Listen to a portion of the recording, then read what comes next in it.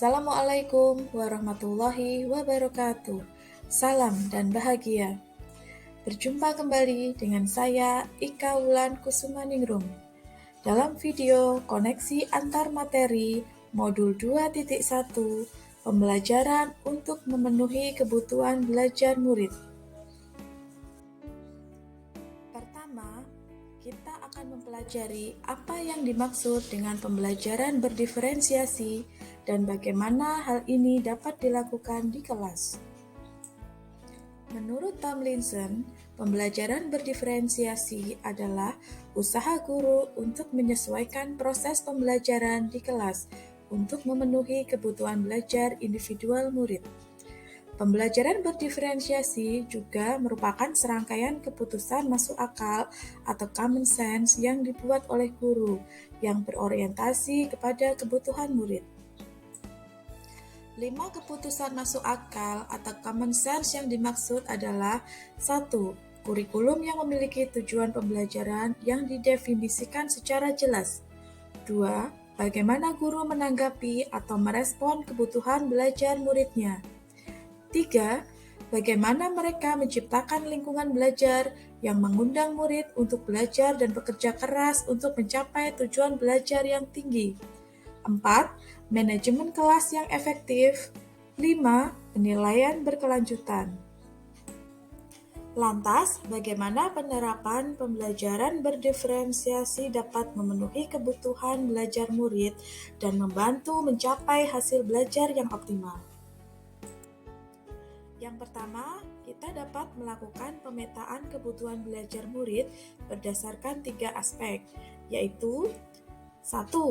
Kesiapan belajar atau readiness. Guru perlu melihat kesiapan belajar murid untuk mengetahui kapasitas murid mempelajari materi, konsep, atau keterampilan baru. Dan yang kedua, minat belajar. Guru memberikan pilihan kepada murid untuk belajar sesuai dengan minatnya. Belajar sesuai dengan minat dapat meningkatkan motivasi murid dalam belajar. Dan yang ketiga, profil belajar. Guru memberikan kesempatan kepada murid untuk belajar secara alami dan efisien bergantung dari gaya belajarnya, kecerdasan majemuknya, pengaruh budaya, dan lingkungannya. Cara yang kedua, yakni dengan menerapkan strategi pembelajaran berdiferensiasi secara tepat, yaitu yang pertama, diferensiasi konten, yakni strategi membedakan pengorganisasian dan format penyampaian konten, baik materi pengetahuan, konsep, dan keterampilan yang perlu dipelajari murid berdasarkan kurikulum. Yang kedua, diferensiasi proses, yakni strategi membedakan proses yang harus dijalani oleh murid yang dapat memungkinkan mereka untuk berlatih dan memahami isi atau konten. Yang ketiga, diferensiasi produk, yakni strategi memodifikasi produk hasil belajar murid, hasil latihan, penerapan, dan pengembangan apa yang telah dipelajari.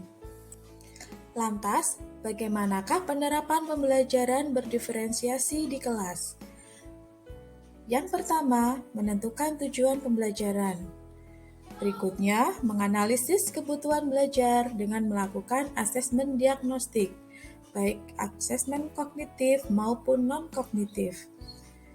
Yang ketiga, melakukan pemetaan kebutuhan belajar berdasarkan 3 aspek, yaitu kesiapan belajar, minat, dan profil belajar. Yang keempat, merencanakan pembelajaran berdiferensiasi berdasarkan hasil pemetaan dengan menerapkan 3 strategi pembelajaran berdiferensiasi, antara lain diferensiasi konten, diferensiasi proses, dan diferensiasi produk. Dalam hal ini, kita bisa memilih salah satu penerapan strategi atau mengkolaborasikan lebih dari satu penerapan strategi pembelajaran berdiferensiasi. Yang kelima, mengimplementasikan rencana pembelajaran berdiferensiasi di kelas. Dan yang keenam, melakukan penilaian pembelajaran berdiferensiasi melalui 3 teknik penilaian, Assessment of Learning, Assessment for Learning, dan Assessment as Learning. Pertanyaan berikutnya adalah bagaimana Anda melihat kaitan antar materi dalam modul ini dengan modul lain di program pendidikan guru penggerak. Modul 1.1 yakni tentang refleksi filosofis pendidikan nasional Ki Hajar Dewantara. Modul 1.2 yakni tentang nilai-nilai dan peran guru penggerak. Modul 1.3 yakni tentang visi guru penggerak. Modul 1.4 budaya positif, dan modul 2.1 yakni tentang pembelajaran untuk memenuhi kebutuhan belajar murid. Koneksi antar materi modul 1.1 dan modul 2.1 bahwa pembelajaran berdiferensiasi dapat terlaksana dengan baik dan maksimal apabila guru dapat menuntun murid dengan memperhatikan kodrat alam dan kodrat zaman di dalam pembelajaran. Koneksi antar materi modul 1.2 dan modul 2.1 bahwa dalam mewujudkan pembelajaran berdiferensiasi, seorang guru haruslah mampu mewujudkan kepemimpinan murid dengan melaksanakan pembelajaran yang berpihak pada murid, reflektif, mandiri, kolaboratif, dan inovatif dalam rangka upaya memenuhi kebutuhan belajar murid. Koneksi antar materi modul 1.3 dan modul 2.1 yaitu melaksanakan pembelajaran berdiferensiasi dengan mengakomodir keberagaman murid, baik kesiapan belajar, minat, dan profil belajar, merupakan salah satu strategi mewujudkan visi guru penggerak untuk menciptakan pembelajaran yang berpihak pada murid.